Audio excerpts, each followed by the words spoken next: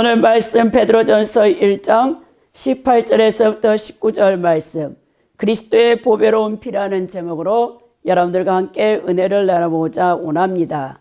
오늘 본문에서 베드로는 가장 아름다운 이 상징, 즉 예수 그리스도를 희생당한 어린 양으로 묘사하면서 우리에게 이 세상에서 가장 귀한 것이 무엇인가를 가르쳐주고 있습니다.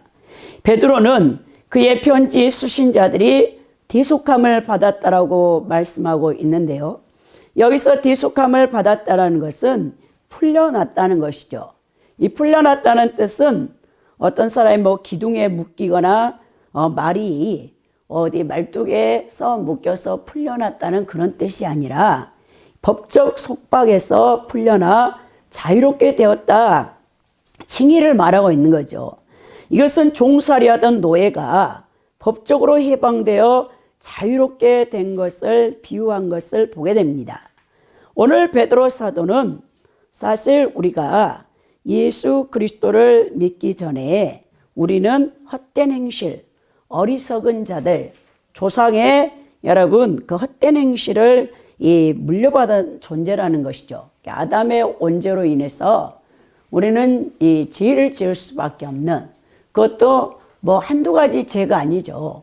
이 원죄의 뿌리로부터 우리가 이제 자범죄를 범하게 되는데, 이 자범죄가 우리가 살아온 만큼 자기 나이 수만큼 죄를 범하게 되는 것이죠. 사실 그만큼 인간은 이 죄성이 강해서 우리가 부단히 하나님의 백성이 되었지만 이 옛사람을 날마다 십자가에 못 박지 아니하면 계속 우리는 예수님을 믿고도 죄를 범하게 되는 것입니다. 오늘 이 베드로 사도가 어리석은 행실에서 죄를 범하는 인간의 실상에 대해서 잘 말해주고 있는데요. 여기서 여러분 헛된 행실, 어리석은 행실은 도덕적으로 어리석은 행실을 의미하고 있습니다. 다시 말해서 죄인의 삶의 방식을 말하고 있다는 것이죠.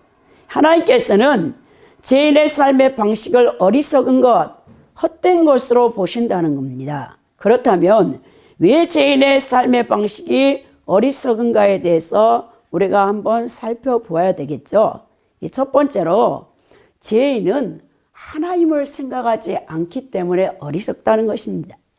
하나님께 합당한 자리를 내어드리지 않기 때문에 죄인의 삶은 어리석기 짝이 없습니다. 이 생활의 방식, 정신적인 태도, 정치 철학, 도덕 철학, 사변적 철학, 인간 삶의 모든 부분에 대한 각종 사상, 인간들이 추종하는 도덕적인 기준, 문화 예술, 이런 것들이 하나님 앞에 합당한 자리를 드리지 않는 한 하나님께서는 그 모든 것들이 어리석고 헛되다라고 선언한다는 것이죠. 여러분, 우리 주변에는 어리석은 사람들이 많이 있는 것을 보게 됩니다. 이 휴일에 외출해서 마음껏 술을 먹고 마시며 놀다가 그 다음날 두통 때문에 고생하는 사람들은 사실 악하다기보다는 어리석죠. 요즘 코로나19 우한 폐렴 바이러스로 인해서 주말에도 사람들이 이 번화가, 명동이라든지 여러분 백화점이라든지 많은 사람들이 다니는 거리에 사람이 다니지 않아요.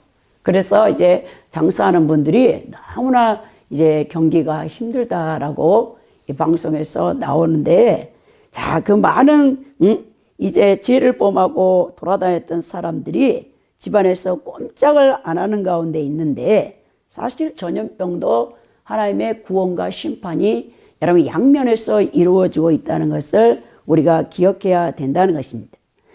그들은 도덕적으로 어리석은 짓을 한 것인데, 왜냐하면 하나님을 전혀 생각하지 않기 때문에 그렇습니다. 하나님을 생각하는 사람들, 그리스도인들한 사람들은 독주를 마시는 이 벌컥벌컥 들이키는 알코올을 마시지 않는 것이죠. 다시 말해 우리 주변에는 하나님을 모르는 어리석은 사람들이 참으로 많습니다.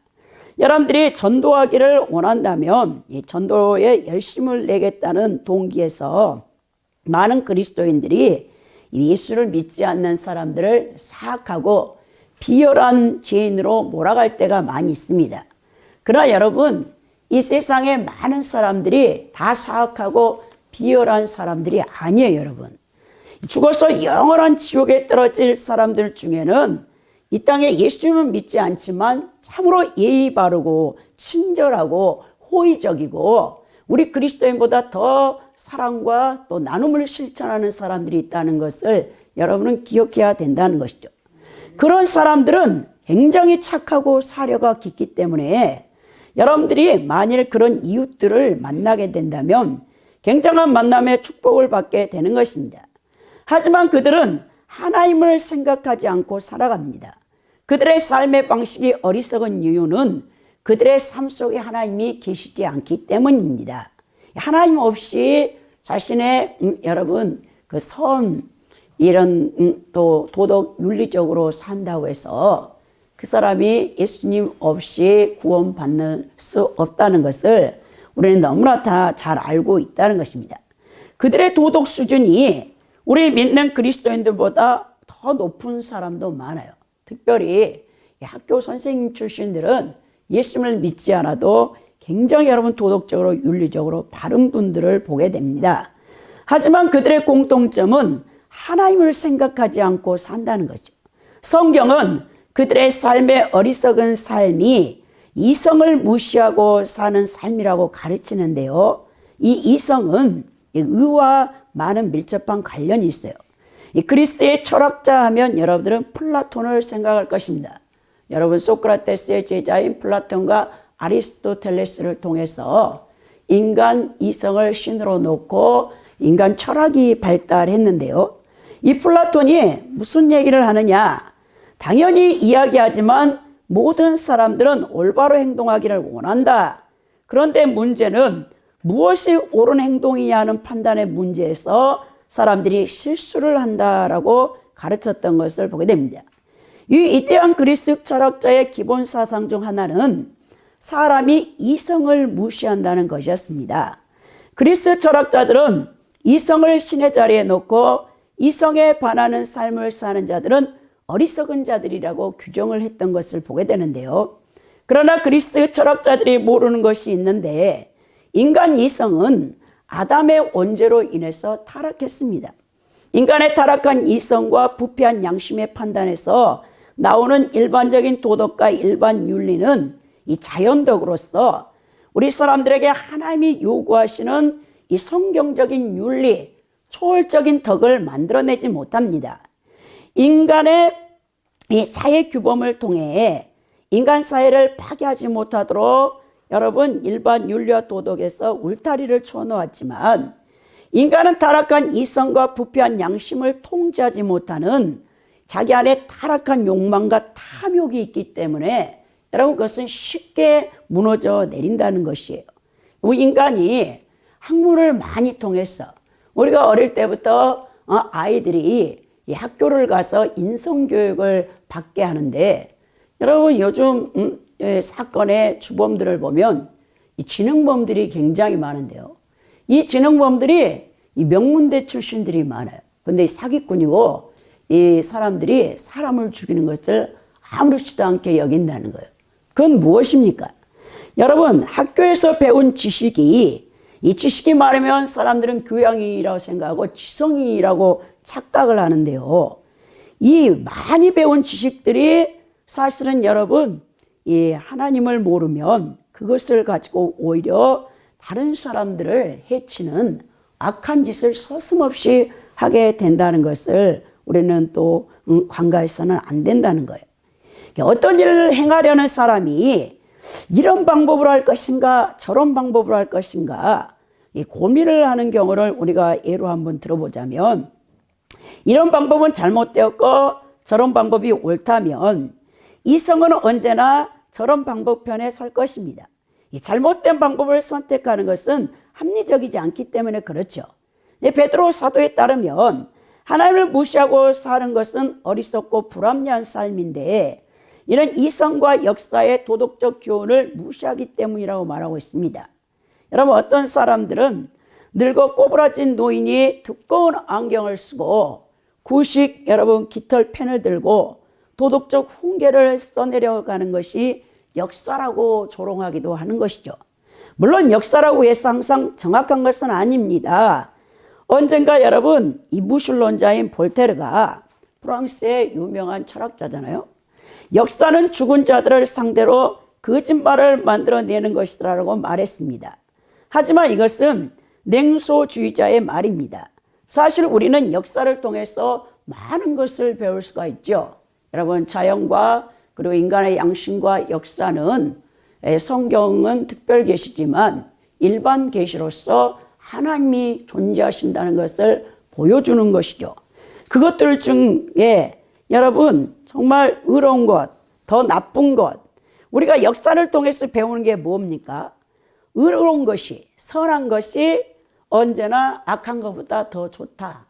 권선징악, 언젠가는 악은 반드시 심판을 받게 된다. 여러분, 세계 역사를 통해서 그것을 여러분들은 알게 되는 것이죠. 여기서 악한 것이란 하나님을 생각하지 않고 자기의 기준대로 자기가 옳다고 판단했는데 그것을 나중에 역사가들이 평가할 때 그것은 가장 악한 자의 모습으로 남을 수도 있다는 거예요. 사실 여러분, 모태통이나 또 우리 1, 2차 세계대전을 일으켰던 히틀러가 여러분 자기 개인보다도 자기 민족, 히틀러는 게르만 민족, 그리고 이 마오쩌둥, 여러분 모태통은 자기 여러분 중화 이 민족, 이 중국인들, 가장 자기 민족들을 세계의 최고의 민족으로 만들고자 하는 그런 선한 자기 딴에는 선한 마음들을 갖고 있었어요. 그러나 그들이 얼마나 많은 사람을 죽였던 것을 볼 때 우리가 그들은 이 민족 전체주의를 국가 또 사회주의를 꿈꾸면서 그 일들을 행했지만 그것이 결국은 이 독이 됐던 것을 보게 됩니다. 하나님이 없는 자들이 옳다고 선택한 것들이 결코 역사의 뒤편에서 평가할 때 옳은 것이 아니었다는 것을 우리가 알게 되죠. 또 우리가 두 번째 보면 지혜인은 결산을 생각하지 않는다는 것. 결산을 생각하지 않는다는 것은 끝날을 자기의 심판날에 하나님께서 반드시 셈하는 날을 기억하지 않고 산다는 것이죠. 지혜인의 삶의 방식이 어리석은 이유는 그들의 삶에 결산이 없다고 생각하기 때문입니다. 이런 삶은 장차 자신의 행동에 대해 책임을 져야 한다는 것을 모른 채 또는 일부러 그것을 생각하지 않으면서 어떤 일을 저지르는 것과 마찬가지입니다. 여러분, 어떤 두 남녀가 밤새도록 춤을 춘 다음 날이 밝자 흥분죄, 코카인을 잔뜩 복용하고 다시 춤을 추기 시작해서 다음날 새벽까지 춤을 추어 몸을 망가뜨리는 것을 여러분들이 생각해 보십시오. 그들은 나름대로 재미를 보았을지 모르지만 결국 어리석은 행동을 한 것입니다. 자기들의 행동의 결과를 생각하지 않았기 때문이죠. 이 분노한 자연의 법칙을 무시한 자들에게 너희는 이제 이리로 와서 나와 셈을 해보자라고 부르는 날이 오게 되는 것인데 오늘날 지금 전 세계를 강타하고 있는 이 코로나19나 우한폐렴 이 바이러스는 인간이 여러분 이 자연을 여러분 무자비하게 착취한 것에서 오는 보복을 받게 된 거예요. 에볼라 바이러스를 비롯해서 여러분 온실임에는 아직 인간이 한 번도 경험하지 못한 바이러스들이 많이 숨어 있어요. 근데 계속해서 인간이 밀림 지역을 해파하면서 여러분 그 안으로 들어가면 이 동물들에게서 또 식물에게서 이런 바이러스를 갖고 있는데요. 이것이 인간에게 역효과를 일으키면서 엄청난 여러분 이 전 세계 사람을 죽이는 이 바이러스가 침투하게 되는 것이죠. 이번 92회 여러분 2020년 아카데미 나무주연상을 수상한 이 조커라는 영화의 주인공 호아킨 피닉스가 있었어요. 이 사람은 아역 출신으로 굉장히 명배우입니다. 연기를 아주 잘해요. 근데 사실은 이 호아킨 피닉스보다 더 유명한 배우가 있었는데 바로 자신의 형이에요. 자신의 형이 니버 피닉스라고 해서 23살에 여러분 코카인 중독으로 요절을 했는데요. 그 형이 출연한 영화가 스탠드 바이 미라는 영화. 여러분들은 보셨는지 모르겠는데 저는 그 스탠드 바이 미를 보고 굉장히 이제 앞으로 훌륭한 연기파 배우가 되겠구나. 리버 피닉스를 굉장히 여러분 귀하게 봤어요. 그리고 그 사람이 이제 브래드 피트와 함께 아이다호에 나와가지고 굉장한 명연기를 펼쳤던 참으로 촉망받던 뛰어난 명배우의 소질과 재능을 갖고 있었던 배우입니다.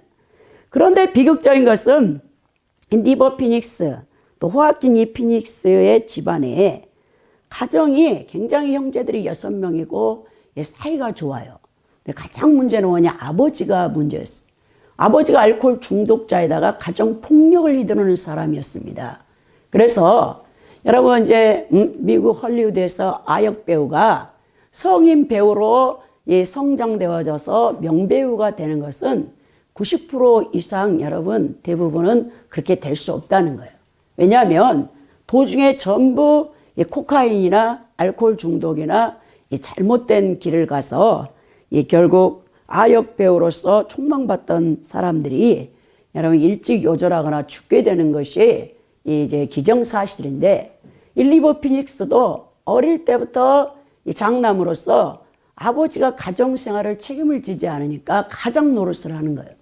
가장으로서 너무나 무거운 짐을 지고 있었는데 그가 이제 여러분 채식주의자로서 또 사회 환경을 생각하면서 굉장히 이제 배우로서 23살까지 많은 사람들이 건전하다고 생각한 거예요.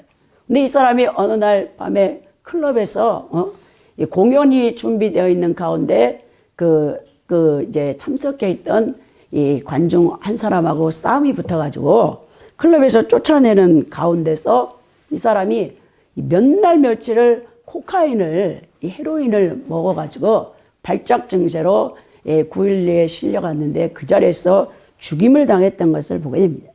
여러분 이 죄인의 삶의 방식이 어리석은 것은 자신의 행위에 대해 책임을 져야 한다는 것을 믿지 않기 때문에 그렇습니다. 설사 그것을 믿는다 해도 그는 자기 행위에 대한 대가를 치르지 않고 이 세상을 떠날 수 있을 것이라고 생각합니다. 그러나 절대 그렇지 않습니다.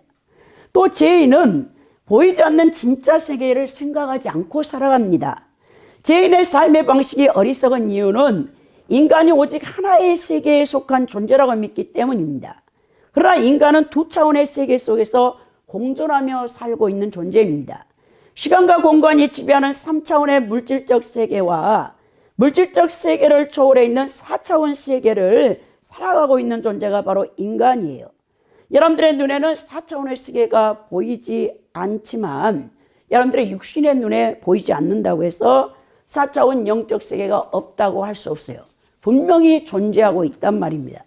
그 두 차원은 이 세상과 저 세상이고 물질적인 것과 영적인 것이고 자연적인 것과 신적인 것입니다. 인간은 하나님이 세상에서 살도록 창조되지 않고 두 세상에 살도록 창조된 하나님께서 만드신 가장 독특한 피조물이 바로 인간이에요. 여러분의 몸 안에 정신의 영역이 있고 정신의 영역을 컨트롤하는 영의 기관이 있습니다. 이 영의 자소에 성령님이 내주를 통해서 삼위일체 하나님께서 여러분들의 심령천국을 이 영적 하나님의 나라를 건설하게 가고 계시는데요. 인간의 컨트롤 타워는 바로 영의 기관에 있습니다. 하나님과 올바른 관계가 형성된 사람은 곧 성령 충만한 사람인데요. 성령 충만한 사람은 성령께서 그 사람의 영을 사로잡고 영은 그 자신의 정신, 마음의 영역을 컨트롤합니다. 그리고 마음의 영역은 여러분의 육체, 몸, 바디를 사로잡습니다. 그래야 하나님의 생각과 뜻에 일치한 삶을 이 땅에서 살아가게 되는 것이죠. 성령께 사로잡힌 사람은 곧 말씀 순종하는 사람이고 말씀을 순종하는 사람과 우리 주님은 동행하시는 거예요. 여러분들에게 임마누엘 복을 내리시는 것입니다. 우리가 성경에서 주님과 동행하고 싶습니다. 올 2020년에는 주님과 동행하는 한 해가 되게 해주옵소서. 여러분들이 기도하지만 여러분들이 말씀 순종하지 아니하고 여러분들이 성령께서 여러분들을 인도하는데 자꾸 불순종하고 거역하면 여러분, 우리 하나님은 뜻이 같지 않는 자와 동행할 수가 없는 것이죠. 여러분들이 이 죄인들이 있는 이 세상 풍조와 방식을 달리하여서 살아야 된다는 거예요. 그리스도인들은 세상에 구별된 거룩한 하나님의 사람들이라는 것입니다. 여러분들이 그리스도의 복음을 증거해야 하면 어떤 사람들이 이런 말을 해요. 이 세상은 참으로 끔찍한 곳이죠. 왜냐하면 인간이 결국 이 세상에서 죽고 마니까요. 다른 세상에 있으면 얼마나 좋겠습니까? 근데 어디 그런 세상이 있겠습니까? 이 불신자들 가운데 복음을 전할 때 그런 말을 많이 하면서 농담조로 받아들인대요. 그러나 이 세상 다음에 다른 세상이 또 존재한다는 사실을 생각할 때 이런 죄인의 농담은 무서운 것입니다. 이 어리석은 세상 사람들은 죽은 후에 또 다른 세상, 이 세상보다 더 실제적인 사후의 세계가 있다는 것을 부인하며 살아가고 있다는 거죠. 그리스도인들은 지혜로운 사람으로 다음 세상을 생각하며 항상 살아가야 된다는 것이죠. 여러분들이 이 땅의 삶이 끝이 아니에요. 죽음을 통과하고 죽음의 관문을 통과하면 하나님께서 여러분들에게 영원히 거할 초소인 천국 아니면 지옥으로 이제 우리 하나님께서 보내는 작업을 하시는데요. 그리스도인이 지혜로운 이유는 이 결산을 해야 한다는 사실을 알고 살아가기 때문에 그렇습니다. 역사의 도덕적 교훈에서 지혜를 얻기 때문에 그는 지혜로운 거예요. 그리스도인들은 이성을 무시하지 않으면서도 그 이성을 하나님께 합당한 자리에 내어드립니다. 그는 자기의 잘못에 대해 징계를 달게 받는데 그것은 과거 사람들이 잘못된 삶에 대해 대가를 치렀다는 것을 성경을 통해서 잘 알고 있기 때문에 그래요. 우리 그리스도인이라 해서 하나님이 사랑이라고 그래서 여러분들이 죄를 짓는데 하나님이 눈 감고 그냥 넘겨주는 분이 아니라는 것이죠. 저도 우리 하나님 앞에 6년을 징계를 받아가지고 몸을 못 썼던 적이 있습니다. 제가 아무리 울고 하나님 앞에 회개했다고 해도 제가 이제 안달을 한다 해도 하나님이 용서하는 게 아니에요. 하나님께서 용서하는 때가 있어요. 그때까지 인내하면서 주님 앞에 이제 기다려야 하는데 우리는 항상 이 땅에서 삶이 이제 주님 심판대 앞에 가서 결산한 날이 온다는 것을 기억하시고 여러분들이 이 땅에 나그네로 살고 있을 때 두렵고 떨리는 마음으로 구원을 이루어가야 된다는 것이죠. 네 번째로 죄인은 전통의 영향을 강하게 받게 됩니다. 그러니까 베드로 사도는 우리가 전통을 통해 조상들로부터 어리석은 행실을 물려받았다고 지적하는데요. 어리석은 삶의 양식이 우리에게 영향을 끼치는 것은 두 가지 이유인데요. 한 가지 이유는 전통이 그런 행실을 은근히 지지하고 있기 때문에 그래요. 우리 조상들이 행한 것은 무조건 옳다는 선입견이 우리 속에 뿌리 깊게 자리 잡고 있다는 것입니다. 오늘 베드로가 17절에서 보면 너희도 알거니와 그랬어요. 이 알거니에 해당하는 헬라어가 에이도테스인데 에이도테스는 무슨 뜻이냐? 기독교의 가장 기초적인 신앙생활에 대해서 언급할 때나 표준이 되는 가르침을 언급할 때 사용되는 관용구입니다. 오늘 베드로 사도는 이 세상에서 너희들이 나그네로 지낼 때 두려움으로 지내라라고 권면하면서 이어서 왜 이 세상에 나그네 있을 때 두려움게 지내야 하는지에 대해서 우리에게 교훈하기를 여러분 이 조상들의 물려받은 헛된 행실에서 너희들이 대속함을 받았다. 여러분들 생각해 보세요. 여러분들의 가문에 미풍이 있어요. 가풍이 있어요. 가문에는 그 가문의 풍습이 있습니다. 이 조상으로부터 내려오는 여러 가지 가풍이 있는데요. 특히 우리나라는 유교 사상이 조선 500년 동안을 이제 여러분 모든 우리 이 사상의 근원이 되어졌어요. 이 유교 사상의 이 뿌리는 뭡니까? 가족신, 조상 숭배하는 것이죠. 조상을 잘 섬겨야 복을 받고 화를 면한다. 그래서 여러분 유교에 중요한 경전이 있는데 효경과 춘경이 있어요. 그런데 여러분 중국이나 일본에는 그 유교가 들어갔을 때 효경이나 춘경이 둘 다 여러분 귀한 책으로 받아들여졌는데 우리나라에서는 효경만 받아들여지면서 춘경은 버렸어요. 효경은 뭡니까?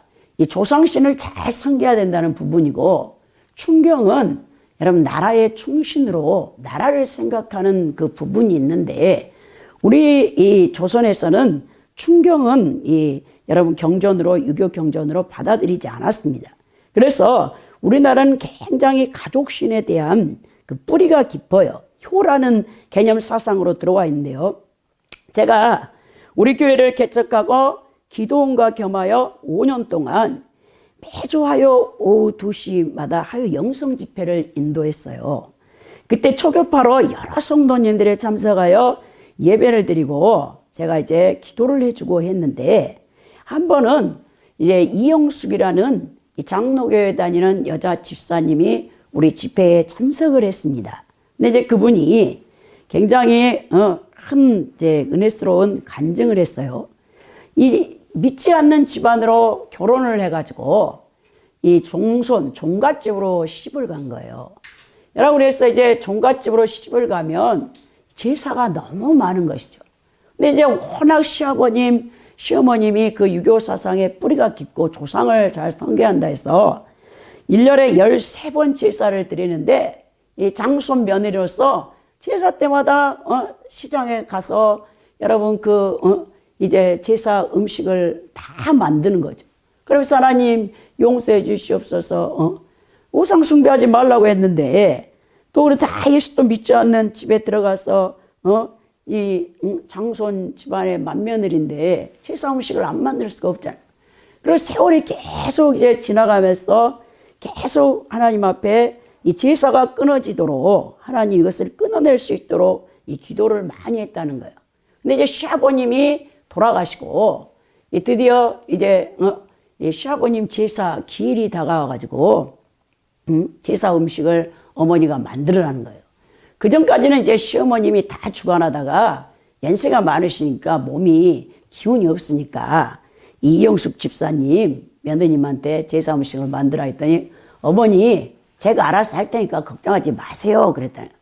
그래 이제 시장을 갔다 와야 되는데 오후 저녁 6시가 됐는데도 시장을 안 가니까 시어머니가 막 엄청 불안해하는 거예요.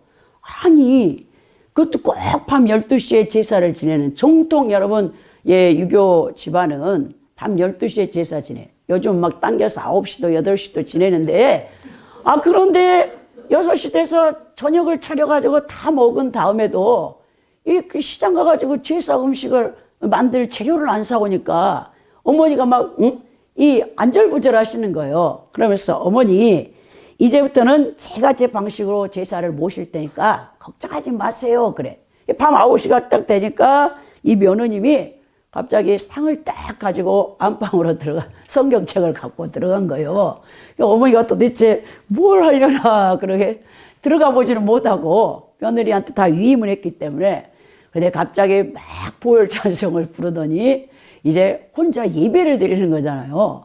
그래가지고 이제 1시간 동안 예배를 다 드리고 10시 되니까 다시 다 상을 가지고 와가지고 어머니 제사 다 드렸습니다 그랬어요. 그랬더니 처음에는 어머니가 기가 막혀가지고 말을 못하다가 어머니가 이제 깨진 거죠. 하나님이 드디어 역사한 거죠. 수십 년 동안 제사를 하나님 끊어주게 해주세요 하면서 오랜 동안 제사 음식을 만들었던 이영숙 이 집사님이 지혜를 발휘했더니 하나님이 역사해가지고 어머니가 그래 참으로 네가 드리는 방식이 훨씬 좋구나. 이제부터 13번 드리던 제사를 한 번에 다 몰아서 1년에 한 번만 내 방식대로 드려라 그랬다는 거예요. 그래서 이제 그 시어머님을 예수 믿게 해가지고 시어머님이 늦게 예수님 믿고는 너무나 열심히 예수님을 믿고 교회를 나오시다가 구원받고 천국 가셨다는 그 간증을 한 것을 제가 들었습니다. 우리 조상들 특히 부모님들이 여러분 자녀들에게 안합리에 물려주는 생활 방식이 있어요. 그래서 우리가 이 자녀를 기를 때 조심해야 되는 것은 아들은 반드시 자기 아버지의 모습을 그대로 닮아요. 어머니는 또 자신의 어머니의 모습을 생활 이 방식을 그대로 담는 것을 보게 됩니다. 그래서 옛날부터 말이 있잖아요. 아버지가 노름꾼이면 자식도 노름꾼이 될 확률이 높고 아버지가 알코올 중독자면 아들이 알코올 중독자가 될 확률이 높습니다. 그만큼 여러분 이 가풍의 이 풍습들 이 생활 방식들이 자녀들에게 그대로 유전되는데요. 오늘 베드로 사도는 우리에게 이 아담의 원죄가 유전되어 가지고 우리가 그런 여러분 자연히 그냥 우리가 가만히 내버려두면 죄를 짓게 돼 있어요. 그만 우리 생각에서 마음에서 입술에서 행실에서 이렇게 우리가 습관이 되어 가지고 막 이 죄를 아무렇지도 않게 짓는 이 경우가 있는데요. 제가 아시는 가장 신실한 강북 순복음교회에 김민희 권사님 분이라니 계세요. 그분이 우리 교회 개척하실 때 이 앞에 도배지를 다 해주셨던 분인데 이분이 카톡에 글귀를 딱 남겨놓으셨는데 올 2020년 이 카톡의 글귀가 저를 엄청 감동시키더라고요. 무슨 말씀을 딱 글귀를 써놨냐. 내 마음 가운데 하나님으로만 가득 차게 하소서 그랬더라고요. 여러분 얼마나 아름답습니까? 여러분들 안에 하나님으로 가득 채워지면 우리가 정말 하나님을 나타내겠죠. 그래서 우리가 정말 예수 그리스도의 그 온유와 겸손과 사랑의 모습으로 여러분 그리스도 향기와 편지가 되면 여러분들이 가만히 있어도 여러분 주변에 있는 사람들이 저 사람에게서 얼굴에 광채가 나네. 저 사람은 도대체 저 평온함 저게 어디서 나오는 걸까 하고 여러분들을 가까이 다가올 것입니다. 여러분 그냥 내버려두면 인간은 자연스럽게 악으로 향합니다. 어리석은 삶의 방식이 우리에게 힘을 발휘하는 두 번째 이유가 뭐냐면 여러분 우리 마음이 타락한 본성이기 때문에 그래요. 우리가 타락한 인간의 본성에 부합하여 행할 때 그냥 어려움 없이 큰 어려움 없이 죄를 범한다는 거예요. 우리는 신체와 관련된 것들을 행할 때는 자연스럽게 행하게 되는 것입니다. 이 신체가 스스로 알아서 하는 것뿐만 아니라 인간의 의지를 통해서 행하는 것들도 자연스럽게 행해지는 거예요. 우리가 자연스럽게 행하는 것 중에서 비도덕적인 것들이 있는데요. 그런 비도덕적인 것들은 인간의 타락의 본성에서 나오는 것입니다. 그러니까 우리는 이 비도덕적인 것들을 큰 어려움 없이 쉽게 행해버리는 거예요. 어린아기가 거짓말을 여러분 하는 것은 어려운 일이 아니에요. 3살만 돼봐요. 거짓말이 누가 가르쳐주도 안 했는데 아이가 자연스럽게 거짓말을 해요. 머리를 이제 짜내요. 또 나중에는 고도의 거짓말을 하는데요. 어린 아이를 선하게 만들기 위해 가르치는 것은 무척 힘듭니다, 여러분. 하지만 어린 아이를 그냥 내버려두면 그 아이는 커서 악한 일을 서슴없이 하게 될 것입니다. 우리 인간이란 존재들이 그렇습니다. 우리의 자녀가 이 선하게 여러분들이 살라고 항상 부모가 여러분 이제 가르치잖아요, 어릴 때부터. 근데 이제 자랄 때는 말을 안 들은 것 같아. 근데 어느 정도 이제 인생을 살다 보면 어머니, 아버지가 교훈했던 것을 여러분 다 기억하고 있어요. 우리 친정아버님은 항상 우리에게 공부해라, 공부해라, 공부해라 그러셨어요. 아주 우리 집안에 이 교훈은 공부하라요, 공부해.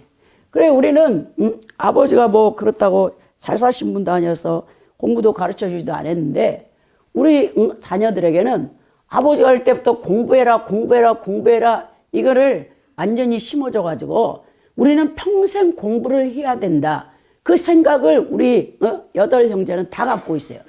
그래서 지금도 우리 남동생은 박사학위를 공부하고 있고 다 나름대로 열심히 공부를 해요. 그러면서 이 어릴 때부터 부모님이 그냥 은연중에 지나치는 말인 것 같은데 그걸 자녀들은요 다 듣고 인식되어져 있어요. 다 안에 새겨져 있어요. 그만큼 중요합니다. 여러분들이 선하게 살아라, 선하게 살아라 그러잖아요. 그러면요 여러분들 아이들 자녀들이요 그게 남아서 있습니다. 정말 악한 일을 하려고 할 때도 그래 우리 부모님이 선하게 살라고 했지. 그래서 이 선한 일을 하게 되는 것이죠. 여러분 우리가 정말 하나님 앞에 항상 하나님이 계시다는 것을 알고 인간 이성과 논리로 하나님의 어떤 분이시가를 논할 수 있다는 그 자체가 교만하다는 것을 늘 우리가 기억해야 돼요. 지난번에 제가 어떤 안수 집사님을 만났는데 이분은 박사님이신데 굉장히 고민을 많이 하고 있는 분이에요. 나름대로 예수 그리스도를 좀 제대로 믿기 위해서 예수쟁이가 그립다. 그 얘기를 이제 말씀 가운데 하면서 어떻게 하면 이 하나님의 그 영적인 부분, 하늘에 신령한 것들을 굉장히 사모하시더라고요. 근데 이제 이분의 이 특징이 뭐냐면 굉장히 세상 학문을 많이 배웠어요. 행정학 박사님이기 때문에. 근데 자꾸 성경을 읽을 때 논리와 이성이 여러분 먼저 나가서 따지는 거예요. 판단을 하는 거예요. 아니 어떻게 이 하나님의 말씀을 읽을 때 우리 하나님께서 오병이의 기적을 일으켰다 하는데 아니 보리떡 이 5개와 물고기 2마리로 장정 5,000명을 먹이고 그 다음에 부녀자와 아이들까지 2만 명을 벳세다 광야에서 먹이고 12광저리를 남겼다. 여러분 이 행정학 박사니까 머리가 얼마나 좋겠습니까? 아무리 머리에서 여러분 계산기를 두들려도 그게 되지를 않는 거예요. 그러면서 계속해서 그래 마음을 비우자. 내 이성과 논리를 버리자. 그냥 있는 그대로 받아들이자. 근데 그게 안 된다는 거예요.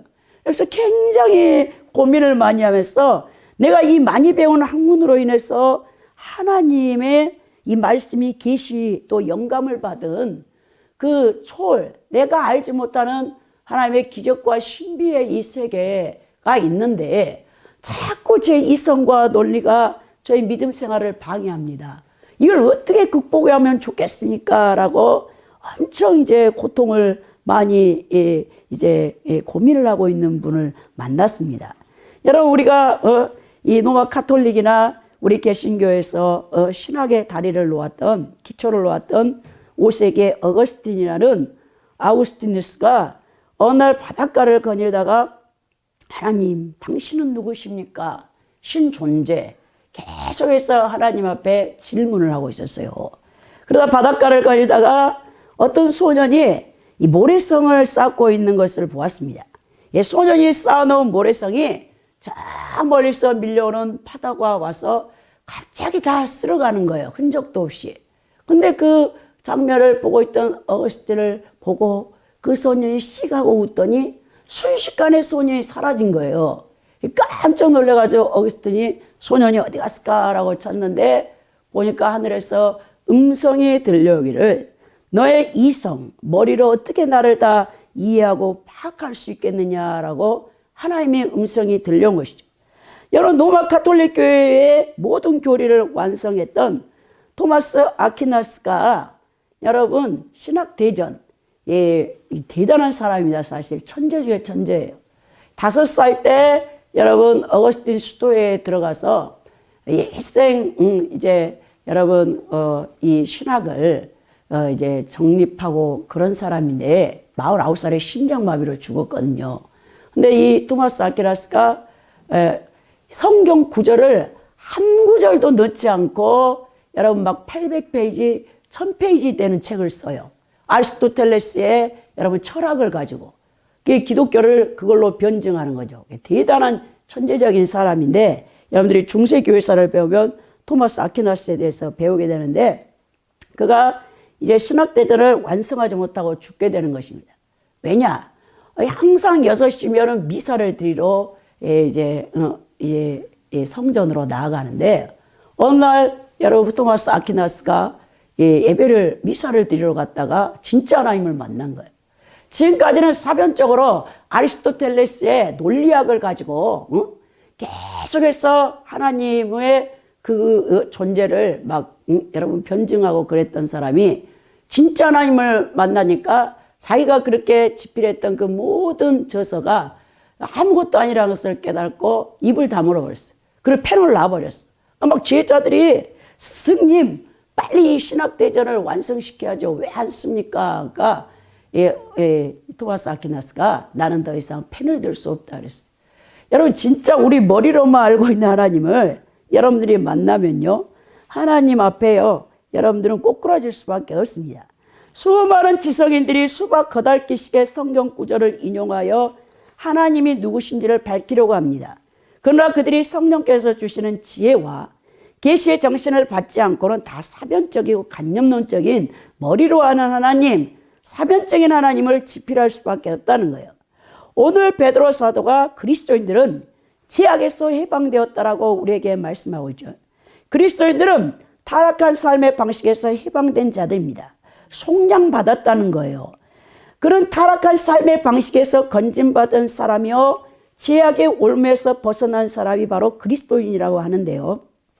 여러분, A.W. 토저가 이것이 그리스도인이다라는 책을 제가 읽고 이 정말 좋은 내용이 있어서 여러분들에게 소개하는데요.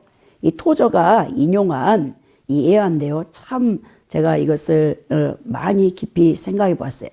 이 토저가 이런 얘기를 합니다. 언젠가 어떤 사람이 한겨울에 나이가라 강에서 죽은 양들에 대해서 이야기를 해 주었습니다. 죽은 양들 중 일부는 나이가라 강의 상류에 죽었는데 강물 속으로 떨어지거나 던져졌습니다. 당시 날씨가 매우 추웠습니다. 하지만 세차게 흐르는 나이가라 강은 얼지 않았기 때문에 죽은 양들은 강물에 떠내려가다가 폭포 아래로 떨어졌습니다. 그런데 양들이 폭포 아래로 떨어지기 전에 흰머리 독수리들이 몰려와 죽은 양들 위에 내려앉아 살점을 뜯어 먹었습니다. 큰 독수리들도 차례로 상류 쪽으로 올라가 날카로운 발톱으로 양의 살을 발라내어 한 입에 집어 삼켰습니다. 그러다가 폭포가 가까워지면 큰 날개를 이용해 가볍게 날아올라 한 바퀴 공중을 선회한 다음 다시 다른 양 위에 내려앉아 육식을 즐겼습니다. 그러던 중 날씨가 점점 추워졌고 그만 어떤 독수리가 실수를 했습니다. 이 독수리는 어떤 양 위에 너무 오래 머물렀다가 그 녀석의 발톱이 양털에 붙어서 얼어붙어 버린 것입니다. 언제든지 날아오를 수 있다는 자신감으로 충만한 그 녀석은 큰 날개를 퍼덕이며 날아오려고 했지만 발톱이 양털에 붙어버렸기 때문에 날아오르지를 못했습니다. 결국 그 독수리는 자기가 먹던 양의 시체와 함께 나이가라 폭포 아래로 떨어져 죽고 말았습니다. 만일 누군가가 그 독수리의 발톱을 양털에서 떼어주었다면 그 녀석은 살 수 있었을 것입니다. 그것이 바로 우리 그리스도인들의 정체성입니다 라고 했어요. 우리는 아담의 원죄를 통한 자범죄로 인하여 헤아릴 수 없는 죄의 열매를 맺고 죽음을 향해 가는 죄인들이었습니다. 그런데 예수님께서 십자가에서 몸짓고 피 흘려 돌아가심으로 예수님의 보배로운 피로써 우리가 죄의 속량을 받고 죄에서 해방받고 어리석은 죄인들의 삶의 방식에서 벗어나 참된 자유를 얻은 존재들입니다. 우리의 속박은 신체적인 것이 아니라 도덕적이고 법적인 것이죠. 그래서 그 죄악에서 우리를 자유롭다, 우리를 의롭다라고 예수님께서 인쳐 주시는 거죠. 칭의를 받은 것입니다. 우리를 위해서 치러진 속전은 여러분 예수님의 피값이에요. 피값. 그래서 인간의 그 어떤 금이나 은이나 인간이 가장 귀하게 생각하는 것으로는 값을 지불할 수 없습니다. 그리스도의 보혈이 우리를 구원한 것이죠.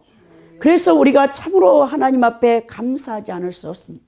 그 어떤 걸로 인간의 죄를 여러분 대속할 방법은 없어요. 이 구속된 것이 여러분 헬라어로 엘리트로데테인데요. 고대 로마의 노예 제도에서 비롯된 용어인데요. 값을 지불하고 사다라는 뜻과 속박에서 해방시키다라는 뜻을 갖고 있습니다.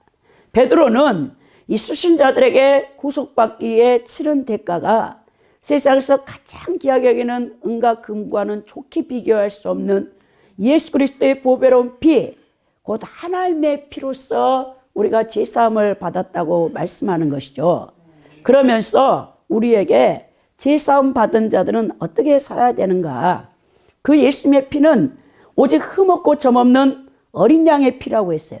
이 어린 양 하면 여러분들이 6월절 어린 양의 피를 생각하겠죠. 여러분 출애굽기 12장에서 이제 애굽에 430년 노예로 있던 이스라엘 민족을 출애굽시키기 위해서 10가지 죄악을 하나님께서 이제 바로와 애굽 군대에 애굽 사람들에게 내릴 때 마지막 이 재앙이 6월절 어린 양의 여러분 그 재앙이죠. 이 장자의 죽음인데 사실 그 어린 양을 잡아다가 자연방과 문설주에 바르면 이 죽음의 사자가 뛰어 넘어간다는 거예요. 패스오버라고 해서 여러분 패샤우 넘어가다 그 6월절이라는 뜻인데요. 오늘날도 우리가 지금 이 전염병의 재앙에서 이 하나님께서 우리 그리스도인들을 지키시는 이 법은 여러분들이 하나님 말씀에 순종하면 여러분 우리 하나님께서 출애굽기 15장에서도 여호와 라파 얘기하면서 또 신명기에서도 너희들이 내 말에 순종하면 애굽에 내리는 모든 전염병과 재앙이 너에게는 임하지 않을 것이라 했죠. 그러니까 어린 양의 이 놀라운 피, 또 우리 여러분 사도 세례 요한이 요한복음 1장 29절에서 인류의 죄를 여러분 전가받고 공생애를 시작하려고 가시는 예수님을 보시고 예수께서 나아가는 것을 보고 보라 세상 죄를 지우고 하는 하나님의 어린 양이로다라고 요한복음 1장 29절에 말씀했죠. 여러분들과 나를 죽음에서 구하기 위해 모든 방법, 그것은 인간이 할 수 있는 어떤 방법으로도 이 제사함은 받지 못합니다.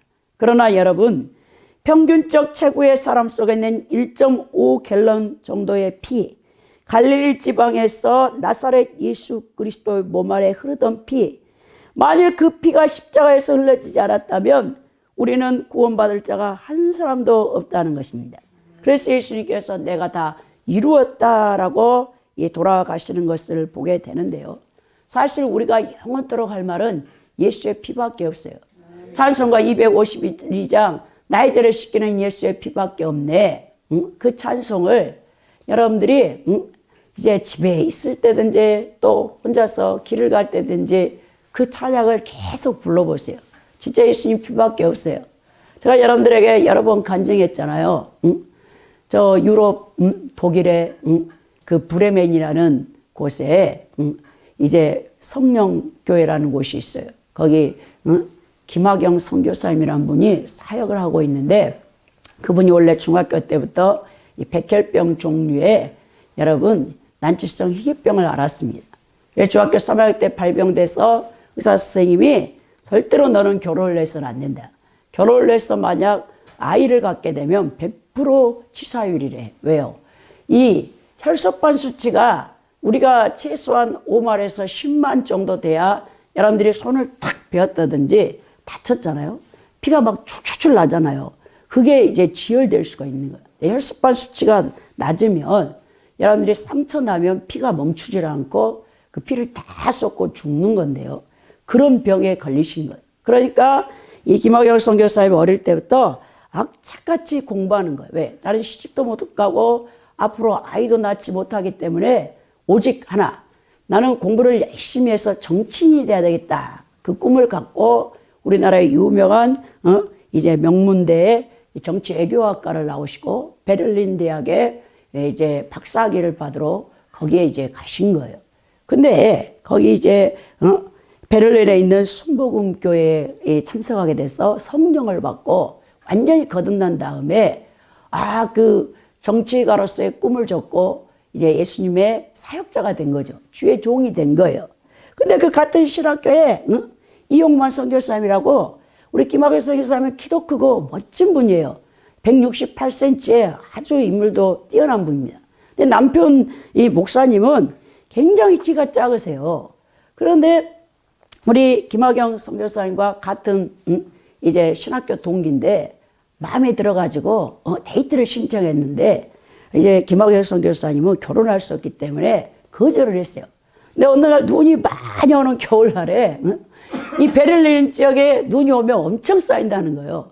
그 유명한 베를린 광장의 동상 앞에서 이제 일방적으로 통보해가지고 12시까지 나오라고 이용만 선교사님이 데이트를 신청했는데 김학영 선교사님이 안 나가셨어요. 그런데 그날 눈이 너무 많이 와, 5시간 동안. 그게 걱정이 많이 되더라는 거예요. 이 미련한 사람이 진짜 12시부터 나가고 계속 기다리나? 이제 오후가 되니까 5시에 나갔더니 눈을 이렇게 맞고 거기에 그렇게 동상 앞에 서 있는 것을 보고 아무리 목석 같은 여자라도 여러분 거기서 녹아내리는 거죠.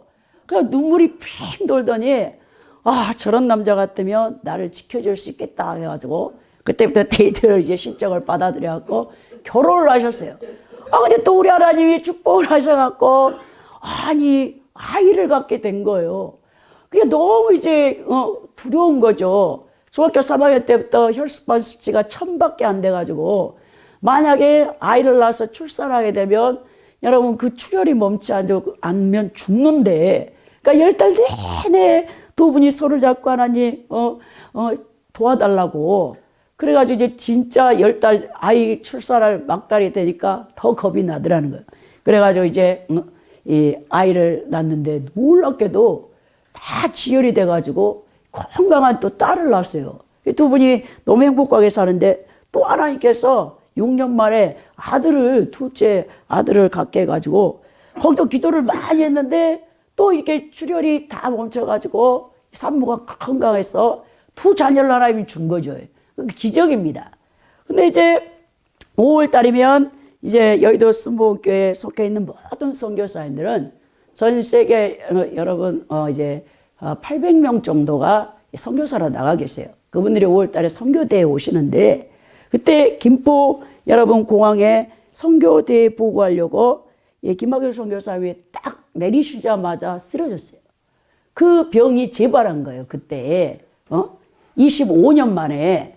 그래가지고 쓰러졌는데 이 눈, 코 이런데 이 인간의 몸에서 나올 수 있는 피가 다 쏟아져 나오니까 목도 이대병원으로 9일 이제 119에서 실려가가지고 무균실에다가 집어넣어놨는데 살릴 방법이 없는 거예요.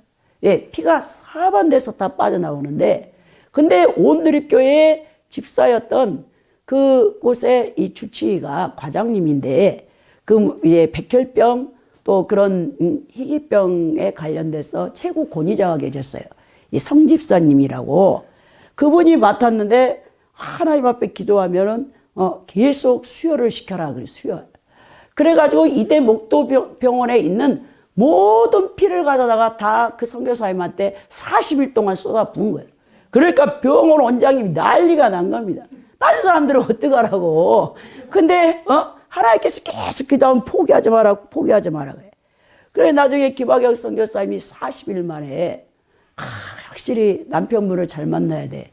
그 5시간 눈을 맞고 있었던 그 이용만 선교사님이 김학영 선교사님이 쓰러졌다는 소식을 듣자마자 독일에서 한국으로 와가지고 그 우리 김학영 선교사님 무균실에 지금 코마 상태에 있는 그 앞에서 40일을 금식해버려. 그 자리에서 한 발짝도 안 움직이고 하나님이 살려달라고. 그러니까 간호사들이 아이고 목사님이 돌아가시게 생겼다니까 우리 아내는 죽지 않는다고. 하나님이 살릴 것이라고. 역시 지고지순한 분이셔. 이용만 선교사님은 그래요. 아내를 그렇게 끔찍하게 사랑하는 거예요. 그랬더니 40일 만에 눈을 팍 뜨셨는데 세상이 이렇게 살아난 거죠. 그래가지고 그분이 이 땅에서는 40일인데 단 몇 초 같대요. 이 영의 세계에서. 그래서 간증을 하는데 내가 이렇게 딱 쓰러졌을 때 자기의 영이 한없이 어두운 지옥이 무저갱이라잖아요. 이 칠흑과 같은 어둠 속으로 떨어지는데 어떻게 방법이 없는 거예요. 그런 가운데서 영이 뭐라 하냐면은 주님 제가 주님 앞에 아무것도 내세울 것이 없습니다. 그래요. 25년을 독일 선교사로 그렇게 헌신하셨지만 주님 앞에는 내놓을 것이 없지만 제가 예수님 이름을 불렀고 예수님 피를 찾지 않았습니까? 하니까 천국에서 그 무적의 어둠 칠흑같이 떨어지는 이 김학열 선교사의 영혼을 피 한 줄기가 천국에서 와서 확 끌어올려가지고 천국의 생명수 가까이다 확 던지더니 음성이 들려오기를 마셔라 그러더라는 거예요.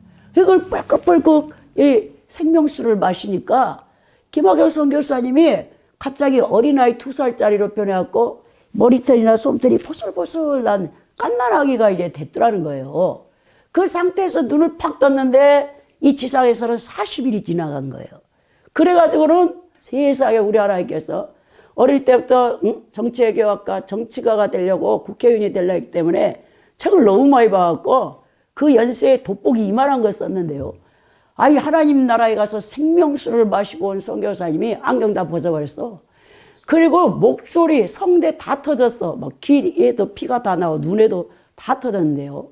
각막 다 터지고 이런 사람이 하나님이 재생시켰는데요. 얼마나 목소리가 크고 얼마나 진짜 하나님 그 권능이 임했든지 야 진짜 이 하나님의 세계에 한번 갔다 와봐야 돼, 우리가. 그러면 진짜 우리가 이 신앙이 달라져 버린다니까요. 그 간증을 우리 유럽 선교에서 오셔서 하는데, 야, 정말 하나님 앞에는 여러분 내세울 곳이 없습니다. 예수님의 피밖에 없습니다라고 간증을 하더라고요. 여러분, 오늘 우리가 이 흠없고 점없는 어린 양 같은 그리스도의 피로써 우리의 모든 죄를 대속받았다는 것을 기억하시고, 여러분들 삶 가운데 참 어려움이 있고 많은 일이 있지만 여러분들은 오직 주님이 구원해 주셨고 속량하신 그 은총 때문에 그 놀라우신 은혜 가운데 살아간다는 걸 기억하시고, 여러분들이 이 귀한 예수님의 피를 붙잡고 승리할 수 있기를 예수 그리스도의 이름으로 축원드립니다.